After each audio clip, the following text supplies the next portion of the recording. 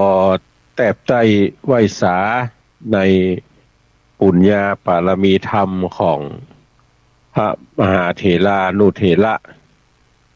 เจ้าคณะพระสังฆาธิการที่มีสมณะเมตตารับฟังรายการนี้อยู่ยังวัดยังวาจุตนจุองค์ขอความผาสุกในธรรมจุมีแก่บรรดาพี่น้องศรัทธาตายกตาญิกาทั้งหลายจุใหญ่น้อยใจยิงที่รับฟังรายการนี้อยู่ทั้งบ้านทั้งจอง วันนี้ปะกันวันศุกร์ที่30พฤษภาคม2568เดือนเก้าเหนือออก4ค่ำในวันนี้วันศุกร์แล้วก็เป็นวันเก้ากองเฮาท่านทั้งหลายก็ได้รับฟังธรรมเรื่องเตโชยาโมผูกทวน1ผูกทวน2ก็จบลงไปวันนี้จะขึ้นผูกทวน3คือเฮาท่านทั้งหลายได้ยินได้ฟังแล้วก็จะต่อด้วยข่าวสารงานบุญต่างๆก็ขอนิมนต์และเชิญชวนเฮาท่านทั้งหลายได้สดับรับฟังตามสมควรแก่เวลาสืบไปนะโมตัสสะภะคะวะโตอะระหะโตสัมมาสัมพุทธัสสะฟังลาโสตุจันนาสัพปุริสะตั้งหลายตั้งยิงใจหนุ่มเทาอันมานั่งเฝ้าดาฟังจาตะกังธรรมนิยายอันเก่าได้สืบเล่าต่อกันมาบัดนี้จักจาถึงเตโชยาโมสองสหายกันว่าลุงควายมาแล้วสองสิวเกียวก็มาเจียนจาซึ่งกันไปมาหลายสิ่งถึงเมียมิงสองขาว่าตามโบราณอาจารย์เจ้ากล่าวเอาไว้เมียบดดีจุงรีบห้างจ้างมาบดดีจุงรีบขายหัวควายบดดีจริงปากันรีบจ่ายก็มาได้เมียเสียวดีและนาเสียวเฮยที่จักดีปลายนาเหมือนฟ้าพอดลงมาดินบ่ทาจักอยู่กินหวังเป็นดีปลายนาจุงห้างอย่ากับมันอยู่กับกันเป็นตุกเสียวมีแต่กดเลี้ยวชิบหายยาโมกล่าวว่ามันก็ยังลักคาคนอื่นบ่มีปะละมันก็บ่ยินดีคาปอบ่มีดีก็บ่กวนละปอคาละเพราะว่ามันงามไผ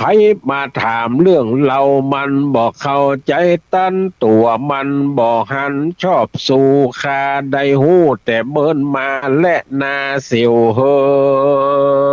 ยเตโจจิงกล่าวว่าเสียวไว้ใจเมียเสียวว่ามันฮักเสียวสันใดจาไปไหนมาก็เดือดก็ด่าว่าเป็นห้าเป็นโหงข่มผัวลงต่ำไตผัวยากไล่ดูแควนปูนดีก้ายแกนเบื่อนายนีละป้ายมันเสียหาเอาเมียคนใหม่บ่ใจว่าหาเขียมแต่นาเสียวเฮยยาโมก็จิ้งกล่าวว่าตามที่มันบอกข้านอกจากข้าคนเดียวไผบ่ทามาเขียวหยอกมันบอกกดนอกใจโพมันกลัวใดละขว้างเจนใดบ่เป็นไม่เป็นห้างก็บ่ยอมไผสักคนเต็มลูกเมียบนหยาดฟ้าบ่ บอกขอพอหน้าคนใจบอกเฮินใดละอายพี่น้องเจ้าบ้านมันว่าอย่างนี้แหละเสียวเฮยตีนั่นเตโจจิ้งกล่าวว่าเสียววันนี้ข้าเอาปืนข้าไปด่าหัวไว้ทาวันผู้กินเข้างายบ่ฮื้อควายเราไปป่าจักเหมือนกากำมันว่าเฮอใดรู้ไว้ใครรู้ใส่ใจมันกันไข่หันจีแจงว่าใจเมียนั่นเสียวใจเมียเสียวนั่นแสงสันได้เราปากันไปสอดลาเข้าในป่าดอยดงตาวันลงลำหอยเราก็จะก้อยคืนมาเสียวลุ่งดายังขัวทาวันผู้คาก็จักไปและนาเมื่อนั่นยาโมก็เอาปืนไปบานจิ้งปากตานกับมาลิกาวันนี้สองขาจักไปป่าไปสอดล่าหากินไปหายิงยังหมูป่าเสียวบอกข้าว่าจักมาแต่งดาขัวไว้ทาเอาไปตั้งมีผ้าและควานฟันและนาเตโจมาถึงบ้านจิ้งฟู่ตันจะไข่ว่าเราจักไปริมป่งไปต่างลงตินดอยพอตุ้ยหอยหมูป่ามันสอดล่าเป็นฝูงอยู่ดอยสูงโคกขอมันหากินหนอนและบุกบอนมันเตียวจอนเป็นหมูนะคุดกุ่นอยู่หิมปงเฮาก้อยลงพกขอหันแล้วจ่อยิงเลยและนาซองสหายรีบเดินสะไซไปถึงต้นไม้ใหญ่หิมตางก็เอาธงวางป่างข้างสองเสียวย่างพกกอยลมปัดจอยเย็นสะซ้อยสองคนนอนก็ม้อยลับไปตาวันใสบ่ายค่อยลงลำหอยยามแรงก็จัดแจงปิกปอกเพื่อจักไล่วอกมาลิกาฮือยาโมไปก่อนไปลี่ซ่อนก้นตูพกพอดูเมียเสียวจักกดเลี้ยวสันใดจ้าชื่ออยู่นอกฟ้าโพกขอจักหันต่อสายตาแจ้งขวายมาหลอดแล้วฮื้อเสียวแก้วกอยขึ้นเฮือนเนอเสียวเนอส่วนเตโจแต่งสปายปืนและทงหอกเขาเนี่ยเดินต้องเต้าโซเซถึงบ้านยาโมยามคำเตโจก็พ่ำเจียนจาวันนี้มาตั้งคำตาวันโตกต่ำมืดตันพิงตูไปยิงหมูป่าหมูผีห้าปอบอตันตายยาหมูสหายตัวพอหมูซ้ำหลอกกอบมาบือคบหัวตามเลือดตัวปอกเปิกมืนตาเสือเกิกบ่หายใจหมูโดดไปเสียจอยสิวคาน้อยก็ลวดตายไปข้าก็มาเสียใจยิ่งนักป่าผัวหักปื้นไปตายข้าเสียดายบทใจน้อยเต็มเสียเงินร้อยเงินปันบทเสียดายมันเต้าเสียวบทเดียวใจข้าปอบทดีเมื่อหัวตีข้าก็ห้ามว่าหมูมันซ้ำอย่าตัวตามมันจริงเป็นข้อเป็นกรรมสันใดก็บ่รู้ใดข้าฮบลู่จริงไว้ก็บอกตันมันพอตาวันก็มาคำลาได้แต่เสื้อผ้าฟังกลับมาจักว่าสันใดจะเมเสียวยาวหาว่าข้าจักอย่าเอาเหนียวเอาเสียวไปตายเนื้อเมเสียวเนื้อที่นั่นมาลีกาจะตอบว่าข้าสั่งมาสู่มาชอบใจลายการตั้งตายบ่จ้างห้ามยิงหมู่สามหันกับตาสันได้จาบอกขึ้นพอหมู่สามหล่อคบทาย ป้อสหายห้ามว่าอย่ามันซ้ำว่าบบฟังมันตายเป็นจังตายเพื่อความอยากตายตามกรรมวิบากของมันนะอยู่มาถึงวันมันขี้ข้านบอกคิดบอกอ่านบอกคาพอบทย่างใจประจานมันไป มันทำใจอวดกากรรมปากคาตัวตายคาบทเสียตายแฝงไฟตายแล้วก็หาใหม่ก็ล้างว่าจักมีกันมันดีเหมือนป่อเสียวคาจักคองเกี่ยวถามหาคาจักไปหาที่ไหนคนดีๆเหมือนป่อเสียวมาอยู่เป็นกู้เตรียมเงา เอามาไว้เป็นเจ้าจักนั่งพอจักนั่งเฝ้าและนอนแยงเต้หน้าป้อสิวเฮยที่นั่นเตโจก็มาตอบตามาลิกากันว่ามีเหมือนกำจาข้าก็ไข่ห้างจันตาหนีไปหาเอาใหม่ขออย่างขอฮือได้อย่างแม่เสียวนี่สักคนเล่นนาการว่านางจันตานะเมียข้ามันรู้เยื่องใดคนอื่นว่าอย่างใด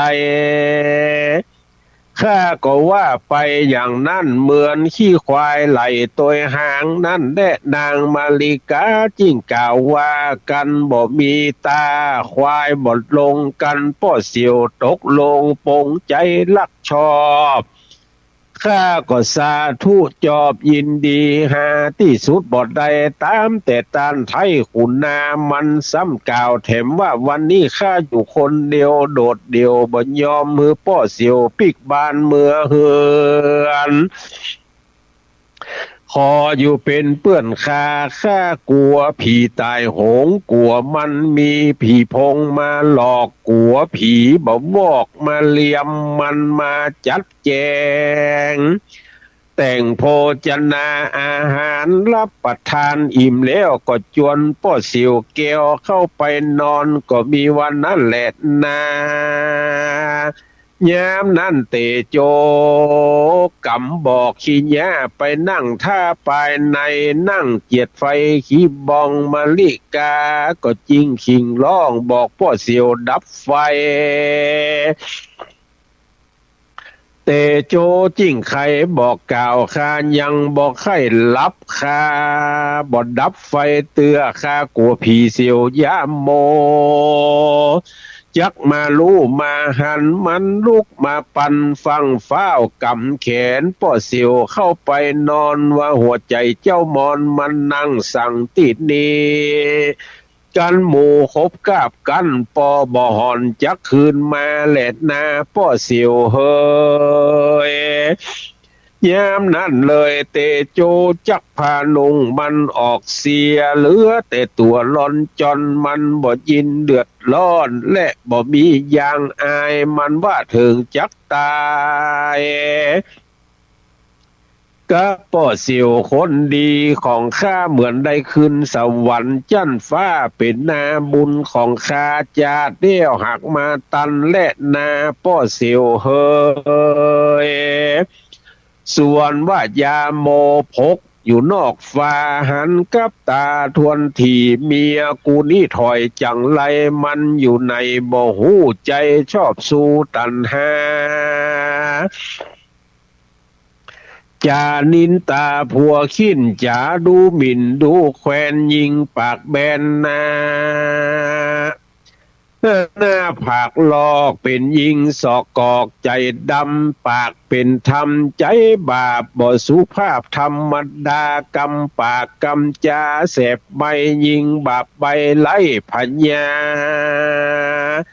ยาโมอยู่นอกฟ้าโพกขอเป็นอย่างอีหนอเมียแปลงเสียที่แรงได้สมสู่ได้กินได้อยู่กับกันเหมือนมาตามธรรมดาว่าไว้ก็มาได้ตัวกูลีนาและนา สัตตลูคือเมียฮักเมียใจยักก็ยังมีอันเมียดีก็เหมือนแม่เทิงหนุ่มแก่ก็เหมือนกันเยี่ยฮือหันต่อหน้าไผ่จักว่าเมียดียาโมอยู่ปลายนอกพอเล็งหันจำชื่อไว้อย่าได้ไว้ใจต่างอย่าได้วางใจคนมันจักจนใจเองมันหันเตโจเสียวทำจุปการก็มีหันแลนากันเถิงลุ่งแจ้งยาโมทะลิมาล่องหานางมะลิกาเมียคินลับบ่ตื่นการนายเปิ้นลับเด็กลูกควายนอนหลับตามสบายลูกเตอะนายน้องเนาขอไขประตูฮือพี่เข้าไปในเตอะเนอนางเฮยนางมาลิกาปากบอดได้ทะลินั่งให้กลางที่นอนเตโจถอดก่อนประตูห้องแต่งล่องเรียกยาโมว่าอกพุทโธเฮ้ยตายแล้วเกิดใหม่ถูกหมูป่าไล่ขึ้นมาตะคืนนี้นาคามานอนเป็นเปื่อนแม่เสียวเปื่อนกลัวผีมาลิกาก็จิ้งจ่าว่ากำบ่มีแป้งใส่กำบ่ใหญ่แป้งแถมบ่ใจนอนแอมปังข้างพอเสียวนอนลางงางติหิมประตูข้านอนก้นตูกลัวสูบมาหลอกข้าบทได้บอกพ่อเสียวนอนตัวเล่นนายาโมจิ้งกล่าวว่าการเรื่องนี้ข้าบอกว่าสั่งตีนอนที่ยังมีกับพ่อเสียวข้าบอกเกี่ยวเอาความกันถึงเวลานางลุกมานึ่งเขาหุงแกงคือผัวแป้งและปอเสียวกันกินอิ่มแล้วก็อูฟูจากันวันลานนี้เราจักไปตัวหอยซ้ำหือใดบดละไว้ไต่เตียวดินนางก็เอาของกินกับตังทงห่อเขาแล้วก็ลวดลงเรือนไปเข้าดงไพรป่ากวางไปพักย่างที่เก่าเดิมตีเถิงเวลาดีปอกง่ายก็ปากันรีบพดค่ายขึ้นมาเถิงริมข่าวว่าประตูคุ้มมืดสลุ่มยามแรงยาโมก็มาจัดแจงเสื้อผ้าไปส่งน้องลาจันตาแล้วก็ใครบอกเนี่ยเหมือนดังเตโจแล้วเฮือเตโจไปพกฝ่อเหมือนดังยาโมเนี่ยเมื่อก่อนนั่นจุปการและนาจันตาได้ดูข่าวอกร้อนเผาปานไฟผัวใส่ใจขิ้นขาโมยหมอดหน้าในไพรมาตุกใจยิ่งล้ำเตียงจักขาดคาคว่ำบำวายคาแหนมจักตายตุ้ยเจ้าบ่มีลูกมีเต้าสืบพระกุลสร้างก่อบุญปลายนาขอถึงเมืองฟ้าและเนลปานยาโมก็มากึดใจกลัวบอดีปลายนาไพร่คาจักนินตามันจิ้งเจียนจาก่าวถอยบอกนางนาดน้อยข้าร้องใจหาเมียคนใดดีและไล่และนาเมเสียวเฮยเตโจยาโมอูกันไปหลายอย่างแจงลุ่งสว่างถึงควายกันว่ากินข้าวง่ายอิ่มแล้วยาโมก็ลาสิวเกียวมาสู่เฮือนตนทำเล่กลจุหลอกบอกนางมาลิกาข้าไปตัว500เก่าลืมแล้วลืมเล่าบ่หันในตัวลอยไปถึงแม่น้ำบ่เจอจ้ำหาดลอย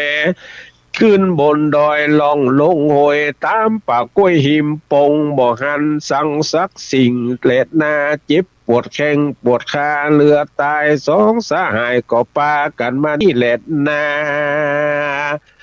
ยาโมกับมาลิกาอยู่กินกับกันมาหมดเวรสองคาจาดก่อนต่างคนบอดลดบอดหย่อนผิดเทียงกันเสียงเรื่องนั้นบอกขาดเขาก็ได้อย่าล่างกาดกันไปก็มีแล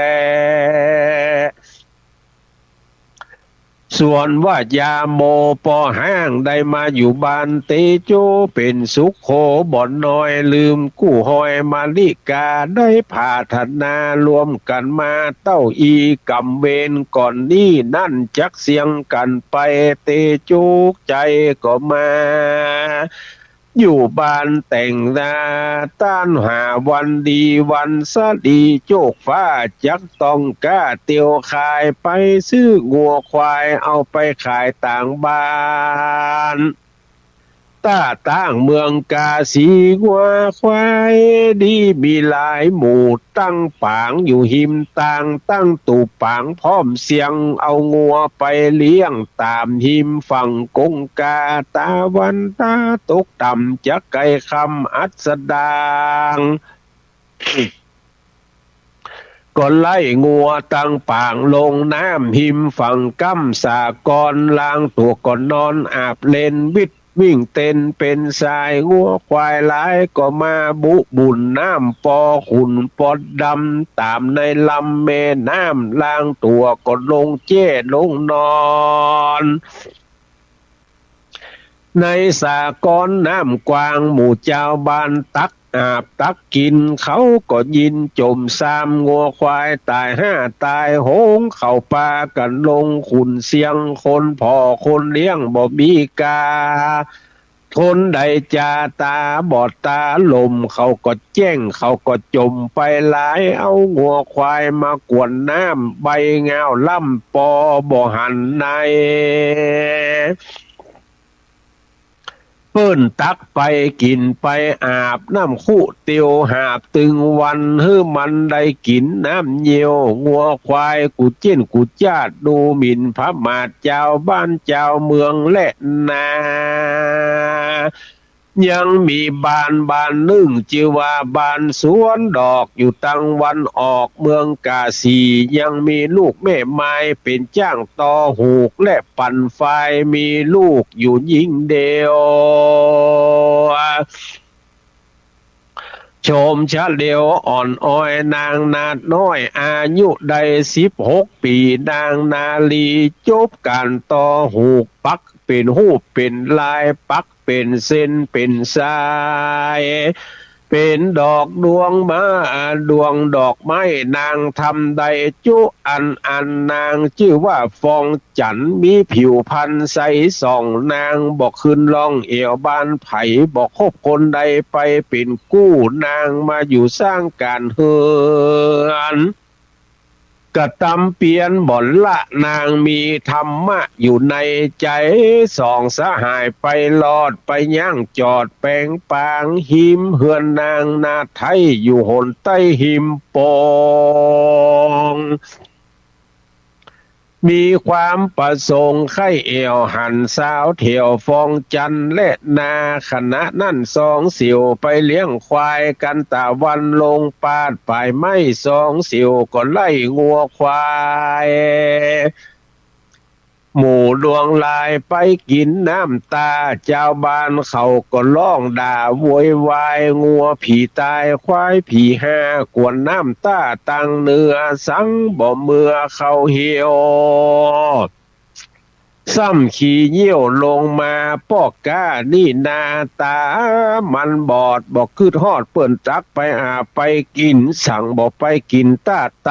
ตานี่ตูเอาใจอาบตึงวันตาวันลงมาม้อยนางนาคน้อยฟองจันก็ไปหันน้ำตานางบอกว่าสันใดบอกมีใจแจ้งดานนางก็แย้มไข้หัวน้ำขุนควายงัวจางเตอะไผว่างาว่าเสอะคาจักตักน้ำขุนควายขีขอให้มีบุญหลายมีงัวควายเหมือนเปิ้นว่าอันแล้วฟองจันน้องแก้วกดตักน้ำมาสู่เฮือนโตนก็มีแหละนา ยามนั้นสองสหายไล่วัวควายมาบานได้ยินนางปากตันเจียนจ้าหาบน้ำมาต่างหอมจิ้งปากันถ่อมตัวมาเถิงเกหาแห่งห้องนางนาน้องนาลีบ่มีสังสักสิ่งตุกไล่ยิ่งอักโคห่อเฮือนโซเงี่ยงลังงางยามอยากยกย่างย้ายก็มากวยเฟื่อนไปมาหลังคามีแต่ดุการคาดกับก่อนตองค้าซอนก็มาหยวดหยวดฝาก็มาพวกพังพาดตกลงอยู่กลางดงป่าเหล่านางมีเก้าหมากอยู่เครือและเครือปูสัตว์เลี้ยงดูก็หาบอดใดอยู่ลอดล้อมคาป่าไม้เป็นบานป่าไร่ริมดงและนา ยามนั้นสหายสองคนได้ยินสองแม่ลูกจาโล่งถูกอช่วยกันต่อทำหูกไฟไหมต่ำได้ลายพันเตโจหันสองแม่ลูก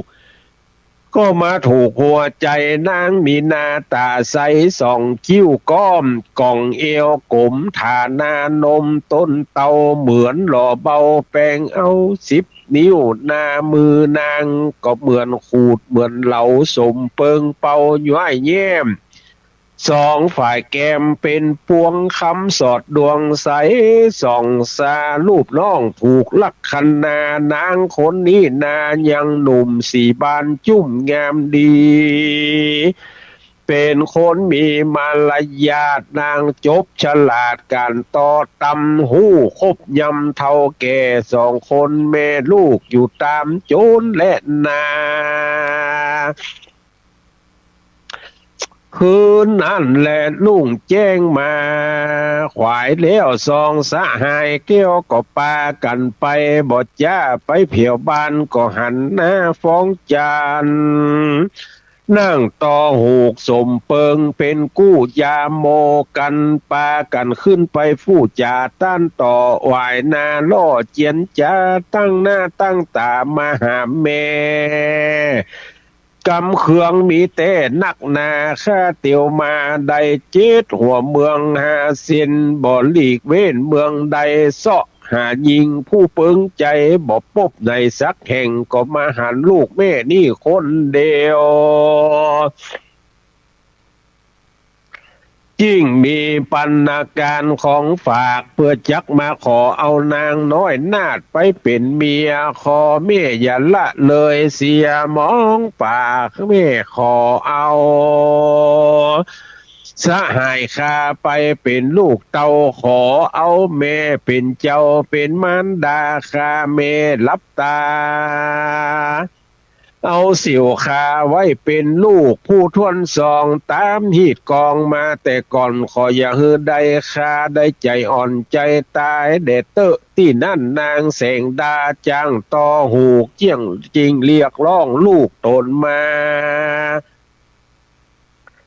ว่าทิดาเฮ้ยลูกแม่จุ้งหันแก่มารดาเพื่อนมีบรรณาการของฝากมาขอลูกน้อยนาดไปเป็นเมียแม่บอกเกินเนื้อลูกใดสุดแต่ลูกไทยจักเอาแหลนนาลูกเคยที่นั่นนางขนิงใจว่าจักถามดูก่อนเตอะรู้เรื่องกำจาจักเป็นคนดีหรือคนให้เดินต้องไฟไกลแม่จันฟองจริงถามด้วยกำงามทวนทีรู้แจ้งตีสังกาเจ้าลุงเกิดปีเดือนใดจาข้ากลัวจะตานามบทถูกจักตุกโศกตุกมองใจกัวบทดีไปนายาโมจิ้งกล่าวว่านางเฮยข้านี่นาเลยเกิดปีกับ4 เดือน 9 วันเสาร์นางก็มาไล่เอานามปีและตัวเปิ้งอายุเจ้าลุงได้เกิงคนปลายตามหมดไว้บอกไว้มาถูกได้ตัวนาง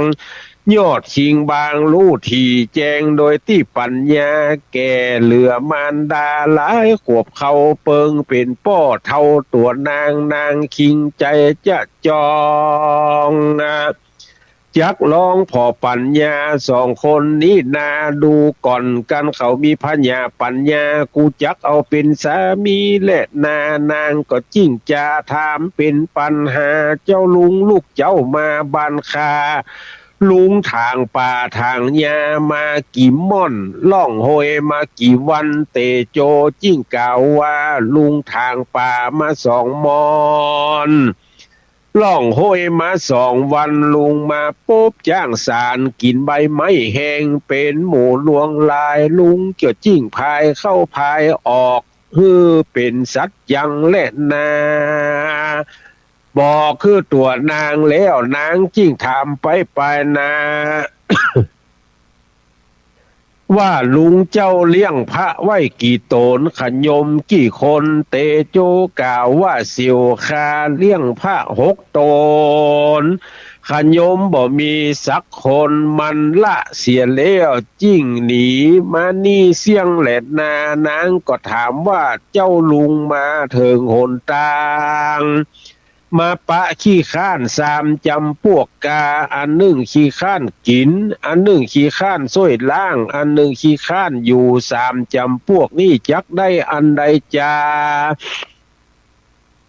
เตโจตอบว่าขี้ข้านกินนั่นมีอันใดก็กินหมดเสียเสียงบ่มีมันบ่มีส่งซาเขาจังหันบ่ห่วงไว้กินไปนาบ่กระทำบุญฮือตานสักเตื้อขี้ข้านล่างคือรู้แต่กระทำบาปผิดศีล5 ข้อฮู้แต่กระทำกาละมนตินติด8 ตัวมันบ่จ้างสวยจ้างล่างขี้ข้านอยู่นั่นคือว่าจันฟ้าตาว่าติงสายามาตุสีตางานเป็นที่สุขใจมันก็บอกให้ไปอยู่หู้แต่ต่างไปสู่นรกและอบายผู้เดียวอันนี้ชื่อว่าขี้ข้านอยู่และนานางก็ถามแถมว่ามีคน3 จำพวก1นั่นดีแต่กินบ่จ้างไว้อันหนึ่งจ้างหลับบ่จ้างนอนอันหนึ่งจ้างสอดบ่จ้างเอวจักได้อันใดจาเตโจแก้ว่าจ้างกินบ่จ้างไว้นั่นมันบ่ทำบุญรักษาศีลฟังธรรมได้แต่หากินบ่คิดการบ้านการเมืองการเฮือนก็บ่จ้างบ่เป็นเนี่ยอันใดก็บ่ทำบ่ดีบ่งามอันใดได้มาก็กินเสียเสียงบ่บิดแบ่งปันภัยจีนตัวก็บ่ไปหาป้าก็เปิ้นก็บ่เอามาสู่อันนี้ชื่อว่าจ้างกินบ่จ้างไว้จำพวก1จ้างหลับบ่จ้างนอนหัวตกมอนก็นอนหลับไปพ่ำอันบ่ฮู้สังวาสสวัสดิญายแผ่เมตตาภาวนาไว้พระเจ้าบอกกึดอ่านโดยประการสันใดอันนี้จ้างหลับบ่จ้างนอนจำพวก1นั่นนาจ้างสอดบ่จ้างเอวคือ10 วันเอวหาคนเท่า9 วันเอวหาคนหนุ่ม15 วันเอวหาคนเท่านั้นนาคือไปฟู่ไปจาถามหากรรมไว้กรรมสากรรมภาวนาสมณะเปตคุณวิเศษไว้กับตัวเพียบเหมือนแม่เพิงและแมงปูมันยังหู้สอดไส้บินสอดเซียวแสวงหาเอารถจาดอกไม้บุผาตุกเยื่องคนบ่จ้างเอวก็เหมือนกบเทา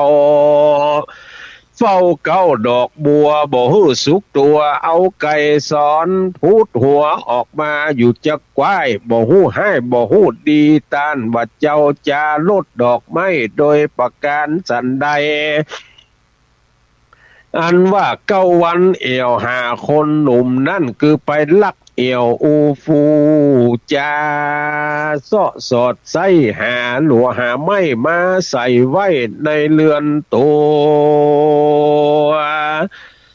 งานนี้แหละนาชื่อว่า9 วันเอวหาคนหนุ่มนางก็มาถามไปนาว่าเจ้าลุงจักเอาคาเต้เจ้าลุงยังมันไปต่างน้ำ หาปูหาปลากดจาเตโจถามว่านางจักเอาปูป่ามาเนี่ยสันใดจานางก็บอกว่าจักเอาปูป่ามาเลี้ยงกาแห่งคาเตโจถามว่ากาของนางมีกี่ตัวนั่นจานางก็บอกว่ากาคาเลี้ยงไว้มี32 ตัวเตโจบอกว่าลุงเลี้ยงปูไว้5 ตัวป่ามี30 ตัวลุงเลี้ยงเอาไว้ที่สละน้องใหญ่ถ้าคนใดมีห่มแก้วดวงดี30 สิ่งปุกละผู้นั้นชื่อว่าเป็นคนดีมีปัญญาแผ่กว้างเตวบุตรก็อวดอ้างเทวดาก็จมชื่นตัวโลกาบัดนี้ลุงได้มาปุ๊บเจ้าเป็นลูกเต้าผู้มีบุญเกิดมาเป็นลูกยิงเดียวดีล่ำเลิศเกิดมาก้ำแม่มารดาขอนางรับเอาปัณการของฝากคือผู้ข้าได้หายอยากเมามัวขอคือเป็นขัวคำเล่มใหญ่ปอได้ไต่คำสมุทรสากรเดเตอร์เตโจก็เอาของฝากยื่นตำนางก็รับเอาด้วยกรรมดีงามตั้งแต่นี่ไปเปื่อนาขอคือคามุ้ยมิ่งกับคนคาบดีตัดใดบ่ถูกใจเจ้าปีขอได้ตีได้เตือนได้สอนขอพี่อย่าบิดคอหนีจากข้าได้ลำบากหัวใจข้าบ่มีไผจู้โจยเปรียบเหมือนคนป่วยบ่มีหมอรักษาอยู่2 คนมันดาจุเยืองมาสิ้นเปลืองตุกยากเหมือนตาปี้หากมาหันหาติเกาะที่ผันบอดใดปี้ขึ้นต้นไม้ก็คือมันถึงปลายแดดเตอนาส่วนเตโจก็มาดูตำลาปีเดือนวันดีก็มาสู่ควรผูกมือเจ้าตั้ง2เอาเงิน3,000 คำ 300กับตังงัวควายหลวงลายนอมอบปงปันเฮือแก่2 เจ้าเลี้ยวก็อำลาแม่เสียวน้อยมาสู่เฮือนแห่งตนก็มีวันนั้นแหละนาส่วนยาโมกับนางฟองจันนาดน้อยนาจืนจ้อยใสสีก็อยู่กินยินดีเซิงกันไปมาจะจอง2 พี่น้องบอกคัดบอกคืนพ่อจันฟองน้องลามีปัญญาแก่กาเลือใจฝูงวงใหญ่พี่น้องเขาก็มาขึ้นสู่ดงหาบ่มีโลกาเจ็บป่วยใครอยู่กับกันได้3 ปีมั่งมีเป็นเศรษฐีเหมือนดังเตโจเสียวอันเกิดปีเดือนเดียวกันวันนั้นแหละนาใครขียาอันมีเศษจ่าห้องเหตุทำจาดกยกมาแต่เก้าตามดังพระพุทธเจ้า หากได้เตสัตนามานิทิตังขียาสั่งวันนาวิเศษจาห้องเหตุยังเตโจยาโมผูกทวน3ก็บังโกมโสมเลดเสด็จท่านพี่น้องศรัทธาผู้ฟังทั้งหลายก็ได้ยินได้ฟังพระธรรมเทศนาในเรื่องเตโจยาโมซึ่งเป็นธรรมนิยายข้าวเป็นธรรมสอนอู้ถึงเรื่อง2 สหายเป็นกู้เดียวเสี่ยวเพื่อนกันแต่ว่ามีภริยาเมียมิ่งบ่เหมือนกันคนหนึ่งก็เป็นคนปากบดีคนหนึ่งก็เป็นคนดีเชื่ออี้เป็นต้นดังนั้นก็ถือว่าธรรมเทศนากับเนี่ยมี3 ผูกเป็นที่สอนใจของเฮาท่านทั้งหลายอยู่จุมือวันยามก็ขออนุโมทนาใน ส่วนกุศลและเจตนาที่เฮาตั้นทั้งหลายได้รับฟังมาตั้งแต่ผูกทวน1ทวน2และทวน3จบลงไปตอนนี้ไปก็จะอู้จ่าถึงเรื่องข่าวสารงานบุญต่อจากตุลุงยองได้ประชาสัมพันธ์ไว้ตะกี้พี่ตึงสายเหนือสายใต้สายวันตกวันออกในจังหวัดต่างจังหวัดได้ฝากข่าวตุลุงยองเอาไว้และส่วนต่างเพก็มีอยู่ 3-4 งาน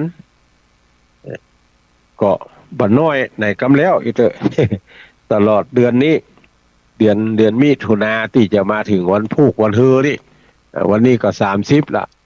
วันพุกก็31เป็นวันสิ้นเดือนพฤษภาคมก็แต่ว่าวันซืนได้มีโอกาสไปร่วมประชุมเพลิงศพของตุลุงจันทร์อุณากโลอ้ายบ่าวของปอเลี้ยงสงวนชัยเลิศเจ้าของปางจ้างเม็ดแตงซึ่งเพิ่นได้บวชเป็นตุเจ้ามาได้13พรรษาได้มรณภาพลงที่วัดบ้านเหล่าตำบลเมืองก่ายอำเภอเม็ดแตงก็ได้มีโอกาสไปร่วมงานก็ตั้งเจ้าภาพอันมีท่านพระธิการธันวากับเจ้าคณะตำบลพระครูสุพัฒนาเขตและพี่น้องศรัทธาแก่วัดแก่บ้านป่อน้อยผายคำลาพิษแก่วัดป่อหลวงประพันธ์สุธาชัยแก่บ้านก็ฝากประกาศอนุโมทนาประชาสัมพันธ์กับทุกภาคส่วนที่ไปร่วมกันเอาโฮงทานของกินของว่าไปเลี้ยงดูสู่จูกันก็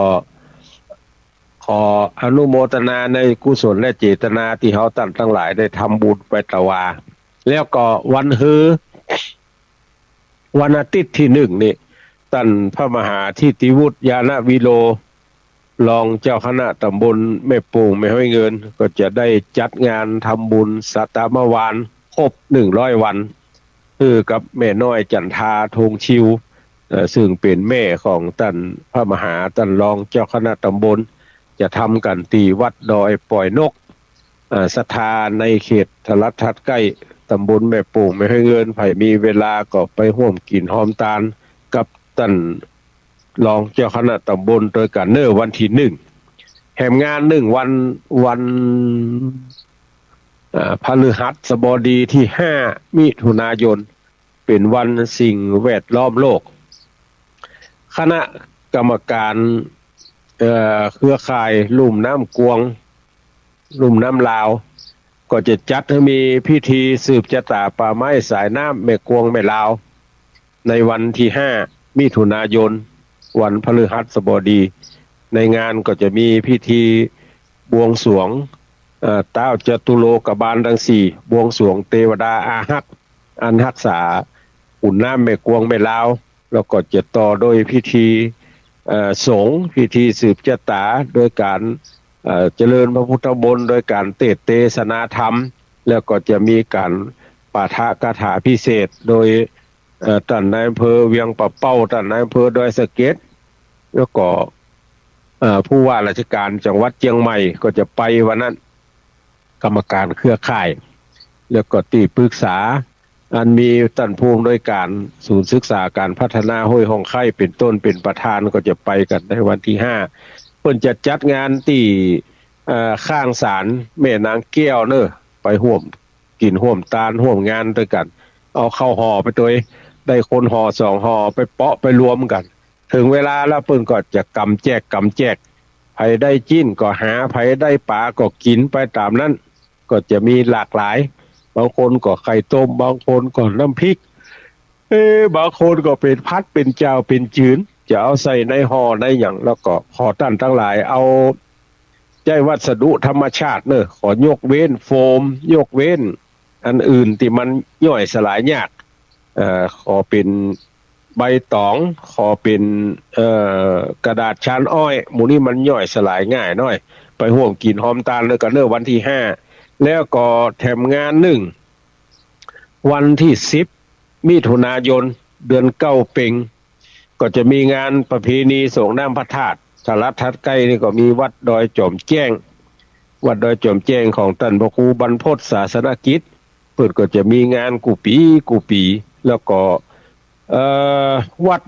หนองบัวแถมที่หนึ่งเนี่ยวัดหนองบัวก็จะมีวันที่10วันที่9ข่าวว่าจะมีงานสวดมนต์ตันสมโพธิพระธาตุเจดีย์เมื่อ5 โมงแมลงใครมีเวลาก็ไปร่วมกันเลยวันที่5 โมงแมลงเปิดมีการเจริญพระพุทธมนต์12ตำนานสมโพธิพระธาตุเจดีย์แล้วก็วันที่10งานส่งน้ำพระธาตุแล้วก็ยื้อไปวันที่15วันที่15มิถุนายนนี่เวลาปุ๊บบ่าย2บ่าย3บ่าย4เพิ่นจะมีพิธีวางศิลาฤกษ์พระธาตุเจดีย์ที่วัดดับไผ่ตำบลศรีภูมิอำเภอเมืองจังหวัดเชียงใหม่ไปร่วมกินหอมตาลด้วยกันไผที่คิดว่าจะไปรถตู้ที่เพิ่นเซาะเพิ่นหากันไว้ตอนนี้100กับ2กันบ่มีแล้วท่านทั้งหลายเต็มหมดละท่านผู้อำนวยการสถานีวิทยุคลื่นสีขาวมาตะว่ารถตู้เต็มหมดละ100กับ2กันเอาไปจอดที่ไหนว่าทำกำนึงวัดดับไผ่ก็กีดหน้าแกก็ต้องเสาะที่หาที่จอดเต็มทะลัดทัดใกล้ทีนี้ว่าไผมีเจตนาจะไปร่วมกินหอมตาลโดยเปิ้นเนี่ยก็ปากันเสาะรถคนเดียวไผคนเดียวมันรถที่ตั้นภูมิโดยการสถานีวิทยุคลื่นสีขาวหาเอาไว้เนี่ยบ่มีละเต็ม มันเต็ม100กับ2กันเนี่ยกันไหน10คนเนี่ยบ่มีละเต็มละเพราะนั้นใครจะไปนี่ก็เสาะรถเสาะลากันไปคนเดียวก็เชิญชวนเฮาท่านทั้งหลายไปร่วมกินหอมตาลด้วยกันเนาะโอ้แต่กี้ข้ามไป2งานวันพุธวันเสาร์ที่31พฤษภาคมเปิ้นจะจัดงานงานสืบชะตาในวันคล้ายวันเกิดของท่านเจ้าวาดวัดสันมะเกียงตำบลสำราญราชอำเภอดอยสะเก็ดตั้งแต่9 โมง10 โมงเป็นต้นไปไปร่วมกินหอมตาลด้วยกันแล้วก็ข้ามไปแถมวัดหนึ่งก็คือวัดอย่างก็นี่ชัยประดิษฐ์ประตึงน้อยจะมีงานส่งน้ำพระธาตุวันที่3เวลาบ่าย3บุญแล้วก็วันที่4วันพุธศรัทธาวัดหนองหอยจะจัดงานทำบุญส่งน้ำธาตุในเวลาบ่ายโมงครึ่งวัดดอยจอมแจ้งนี่9 โมงท่านทั้งหลาย9 โมงจะมีงานวัดดอยจอมแจ้งแล้วก็วัดแม่โป่งนี่วันที่18มิถุนายนเวลา9 โมงครึ่งเพิ่นจะทำบุญประเพณีส่งน้ำพระธาตุอย่างเดียวกันแล้วก็หมดวันที่18แล้วก็วันที่21นี่เชิญชวนเฮาท่านทั้งหลายวันเสาร์ที่21เชิญชวนเฮาท่านทั้งหลายมาร่วมทำบุญประเพณีหล่อเตียนภาษาที่กล้าอู้ได้ว่าประเพณีนั่นก็หมายความว่างานใดงานหนึ่งที่จัดติดต่อกันมาเกิน15 ปีงานนั้นเป็นประเพณีงานนั้นเป็นประเพณีโดยปริยายโดยบ่ต้องมีไผมาตั้งโดยบ่ต้องมีไผมาว่าอันนี้เป็นประเพณีคือเฮาฮ้องกันว่างานประเพณีสืบไปบ่ได้มีไผว่าละงานใดที่จัดติดต่อเนื่องกันเกิน15 ปีก็การล่อเตียนนี่เฮาจัดมาอยู่18 ปีละหมู่เฮาคำว่าเฮานี่คือว่าคลื่นสีขาวจัดกันมา18 ปีติดต่อกันละและทีนี้รายละเอียดของงานก็จะมีกำหนดการมีดังต่อไปนี่ท่านทั้งหลายก็ในเวลา9 โมงก็จะมีการจัดคือมีการปูจาต้าวจะตูโลกบาลตังสีแล้วก็ทีนี้ยื้อไปแถมเป็นงานพิธีกรรมเป็นอย่างทัดกันไปก็จะใช้เวลาให้มันเป็นประโยชน์ที่สุดละท่านทั้งหลายก็ เมื่อได้เวลามาพร้อมกันแล้วก็ผู้อำนวยการสถานีวิทยุคลื่นสีขาวก็จะกล่าววัตถุประสงค์ของการจัดงานจบแล้วประธานในพิธีฝ่ายคฤหัสถ์กล่าวความรู้สึกแล้วก็จะปูจาพระแก้วเจ้าทั้งสามประการเสร็จและฮับศีลเสร็จละตุเจ้าชุดที่หนึ่งเก้ารูปก็จะขึ้นประจำอาสนะสงฆ์เจริญพุทธคุณอิติปิโสอิติปิโสและลงแถมเก้าโตนก็จะขึ้นเจริญพระธรรมคุณสวากขาโตลงเก้าโตนจะขึ้นแถมเจริญพระสังฆคุณสุปฏิปันโนชุดเนี้ยจะต่อด้วยสวดพาหุงแล้วก็จะถวายพระทหารเพลกันสืบไปแล้วก็ที่เพิ่นประกาศประชาสัมพันธ์กันไปเรื่องปัจจัยถวายหัววัดก็ดีอาหารเพลก็ดีเตียนก็ดีโซล่าเซลล์ก็ดีขี้ผึ้งเป็นแผ่นก็ดีนับตั้งแต่วันประชุมเมื่อวันที่25วันอาทิตย์ที่25ที่ผ่านมาจนถึงวันนี้เป็นเวลาอยู่5วันก็ได้ประชาสัมพันธ์กันไปก็มีหลายผู้หลายท่านเป็นเจ้าภาพด้วยกันก็อนุโมทนากับเจ้าภาพไตรยตานถวายพระสงฆ์พิธีชุดละ 1,500 บาทตีโอนมาแล้วก็มีตีแสดงความจำนงไว้ก็มีอดีตพ่อหลวงเจริญตาถาวันไม่ให้เงินเหนือ1,500 บาทคุณโยมกนกพิษชัยนาบ้านห้วยงูในอำเภอฝาง 1,500 บาทคุณสมพรรัตนังตะกี้ตักมาตังเฟซว่านอนฟังเลยวันนี้ นอนฟังเลยสบายล่ำนอนฟังเทศคุณสมพรรัตนังประเมือดสันทรายแห่ง1,500 บาทแล้วก็4มีคุณบุญเพียรสิริวันเจ้มวยแม่แก้ดน้อยแถม 1,500 บาท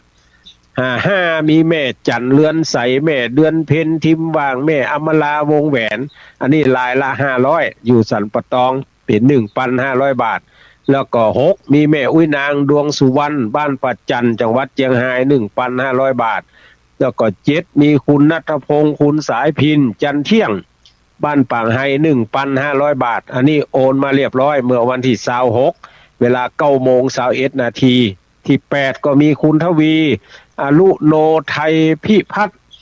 นางสาวฐานิตาคุณยศยิ่งบ้านแม่ห้อยเงินใต้ 1,500 บาทอันนี้ก็โอนมาเมื่อวันที่26เวลา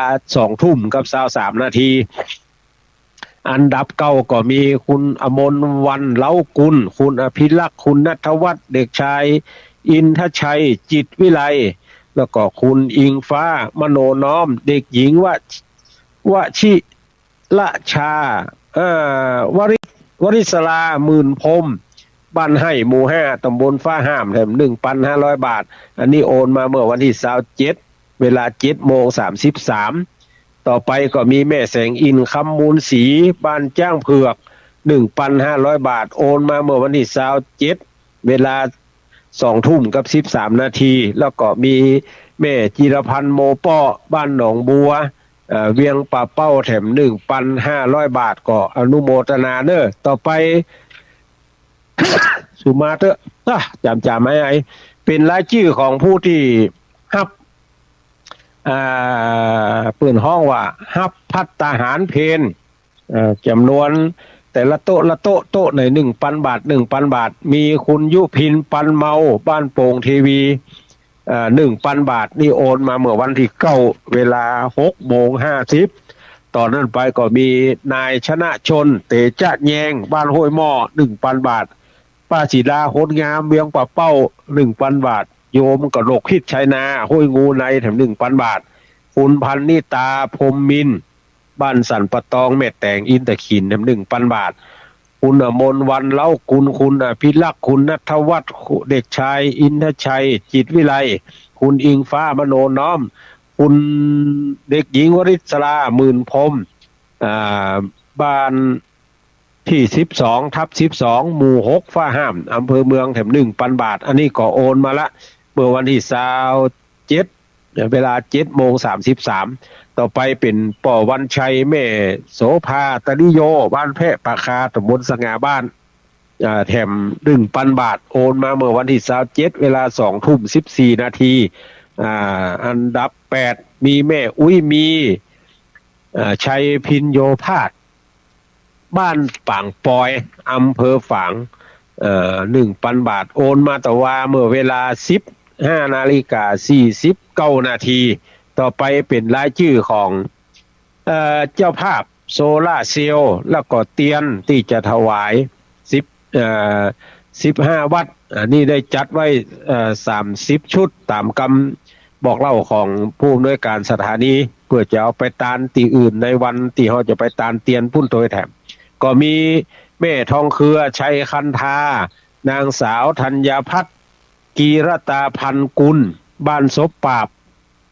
จังหวัดลำปาง500 บาทโอนมาเมื่อวันที่26เวลา 14:45 นาทีแล้วก็ต่อมานายสมคิดนางสุรกานายคมกิจอำพันธ์นี่ก็บ้านศพปราบโอนมาเมื่อวันที่26เวลาเดียวกัน500 บาทนายสุรชาตินางวาสนาอูป้ออันนี้ก็อยู่ศพปราบ500 บาทโอนมาวันที่26เวลา 14:45 นาทีแล้วก็คุณทวีอรุโนไทยนางสาวฐานิตาคุณยศยิ่งบ้านไม่ให้เงินใต้ตะกี้แหม500 บาทโอนมาวันที่26เวลา20:23 นาทีแล้วก็คุณอมรวันเล่ากุลคุณพิลักษ์คุณณัฐวัฒน์เด็กชายอินทชัยจิตวิไลคุณอิงฟ้ามโนน้อมเด็กหญิงวริศลาหมื่นพรม500 บาทโอนมาเมื่อวันที่27เวลา7:33 นาทีแล้วก็มีท่านผอ.สมปองมงคลสำโรงผู้อำนวยการโรงเรียนแม่โป่งประชาสามัคคี500 บาทโอนมาเมื่อวันที่27เวลา 11:01 นาทีแล้วก็มีคุณฟองเมฆ10:54 นาทีสุมาเตอร์แล้วก็คุณฟองเมฆสิทธิปัญญาเจ้าหน้าที่รพสตบ้านห้วยบ่อทองแห่ง500 บาทโอนมาวันที่27เวลา 11:01 นาทีแล้วก็คุณอนงคุณประเสริฐบุญรัตน์คุณประเสริฐคุณสมนึกคุณนางสาวอภิรดีจำปาอันนี้บ้านไหนบอกหู้ลืมไปท่านมหาสมชาติถ้าฟังอยู่ก็ขอบอกบ้านมาก่อนนะผมมาได้จดสักคำนี่500 บาทโอนมาเมื่อวันที่28เวลา 16:04 นาทีแล้วต่อไปก็มีแม่อุ้ยอินชัยอุดแม่อุ้ยแก้วพาเรือนคำอันนี้อยู่แม่สาบพุ่นเนอท่านทั้งหลายแม่สาบเสมิงพุ่นอันนี้โอนมาเมื่อวันตะวาวันที่29เวลาก็เปิ้นโอนมาแล้วก็เอาไปจดไว้ไหนโหเดี๋ยวจะเอาสมุดไปเสียบพอตั้งธนาคารก่อนว่าโอนมาเวลาใดเนาะแล้วก็บริจาคพิเศษมาก็มีเป็นเงินสดแล้วก็แสดงความจำลงเงินสดก็มีปออุ้ยจื่นแม่อุ้ยสีจมพุทธิเอ้ยบ้านหนองแฝกหมู่5ไม่ให้เงินบริจาคมาเมื่อวันที่23จำนวนเงินอยู่400 บาทแล้วก็คุณกนกพิชัยนาบ้านห้วยงูในแสดงความจำนงไว้แถม7,500 บาทอันนี้ก็ขออนุโมทนาส่วนเจ้าภาพขี้เพิ่งก็มีหลายผู้หลายต้านที่โอนมาผ่านทางคุณลืมชื่อละ ลูกของแม่อุ้ยจันทาปันเมายุพินผ่านมาทางยุพินปันเมาหลายผู้หลายต้าน100 พ่อง200 พ่องก็อย่างตุลุงยองว่าไว้ขี้เพิ่งเป็นแผ่น12 ราศีแล้วก็จะรอทำชุดหนึ่งก็เอาหล่อเอาไว้คือตันทั้งหลายปึ้งตัวได้ก็มาเขียนชื่อเสียงเลี้ยงน้ำใส่หลังแผ่นขี้เพิ่งแผ่นนั้นแล้วก็เอาไปจุไปรอกันต่อไปแถมก็อนุโมทนากับตันทั้งหลายเนอะก็นอนฟังอยู่ที่ไหนตะกี้ให้นอนฟัง ให้นอนฟังตักมาทางเฟซทางไลน์ตะกี้นอนฟังอยู่ที่ม่อนอิงดาวแหลายผู้หลายต้านติดตักมาบอกได้ต่อไปก็สู่มาอภัยตัวเนอะบางทีโทรศัพท์ใจ2 อย่าง 3 อย่างนะ ใจอูนี่ก็ใจอูใจ